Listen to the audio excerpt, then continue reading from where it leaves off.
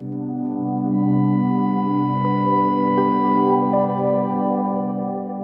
नमः. श्रीराम समर्थ. अथ ध्यान म्हणून रामरक्षेच्या ध्यानाला सुरुवात झालेली. अथ शब्द वापरलेला आहे, तो मंगलाचा प्रतीक आहे, मंगलाचा वाचक आहे. शास्त्रामध्ये आपल्याला दोन मंगलवाचक शब्द असलेले सांगतात बघा, ओम आणि अथ शब्द.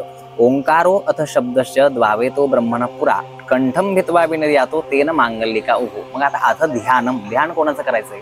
ध्यायेत अजानुबाहु धृतशरधनुषम बद्ध पद्मासनस्थम. ज्याचे हात गुडघ्यांपर्यंत आहेत अशा प्रभू रामचंद्रांचं ध्यान करावं. आपण जर ध्यानाचा विचार केला तर रामरक्षाच्या स्तोत्राच्या सुरुवातीलाच 10 प्रकारची ध्यान आलेली आपल्याला दिसून येतात. मग आता कोणत्या स्वरूपाचं ध्यान या ठिकाणी सांगितलेलं आहे? ज्या रामचंद्रांचे हात गुडघ्यांपर्यंत आहेत अशा प्रभू रामचंद्रांचं ध्यान करावं.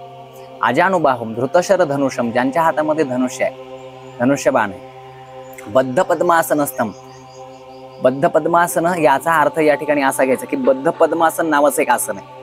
तसा अर्थ अपेक्षित नसून टीकाकार सांगतात की ज्या आसनावरती प्रभू रामचंद्र विराजमान आहेत ते आसन हे बद्धानी पद्मानी यस्मिन आसने तिष्ठते, की ज्या आसनावरती कमलदल कोरलेली आहेत अशा आसनावरती प्रभू रामचंद्र विराजमान आहेत. पीतम वासो वसानम नव कमलदल स्पर्धिनेत्रम प्रसन्नम. प्रभू रामचंद्रांनी पिवळा पितांबर धारण केलेला आहे. नव कमलदल स्पर्धी नेत्रम प्रसन्नम. नेत्र कशी आहेत? तर नुकत्याच उमललेल्या कमळदळाची स्पर्धा जणू करतायत. वामांकारूढ सीता मुख कमल मिल लोचन नीरद आभम. वामांगी ज्या ठिकाणी सीता मातोश्री बसलेल्या आहेत आणि त्यांच्या मुख कमलावरती ज्यांची दृष्टी आहे, नीरद आभ, मेघाची उपमा या ठिकाणी दिलेली आपल्याला दिसून येते. नाना लंकार दीप्तम दधतम उरुजटा मंडनम रामचंद्रम.